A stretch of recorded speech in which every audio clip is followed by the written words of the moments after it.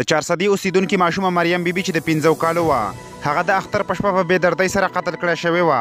قاتل د مریم ماشومې سر د تن نه جدا کړی و چې په هغې باندې ټول خلک ډېر زیات غمجن وو. په سوشل میډیا باندې د مریم ماشومې پلار ډېرې ویډیوګانې راغلې وې چې په هغې کې هغه دا ویلي وو چې زما د چا سره هیڅ دښمني نشته او زما د ماشومې لور قاتل دې گرفتار کړی شي او هغه ته د سرعام پانسي ورکړی شي. په دغه واقعه کې پولیسو خپل تفتیش کول شروع کړل. پولیس په دې نتیجه سره ورسېدل چې د مریم ماشومې قاتل د هغې خپل پلار دی کوم چې په سوشل میډیا باندې په انټرویوز کې ډېر اکټینګ کړی و او داسې ظاهره کړې وه چې زه د هیڅ نه هم نه یم خبر. د مریم ماشومې پلار اوس د پولیسو په ګرفت کې دی او هغه دا خبره منلې چې ما خپله ماشومه لور په خپله لاس ووژلې ده. اوس زموږ د حکومت نه دا مطالبه ده چې د ماشومې پلار د سرعام پانسي ورکړی شي ځکه چې هغه د پلار په جامه کې یو وحشي درنده دی.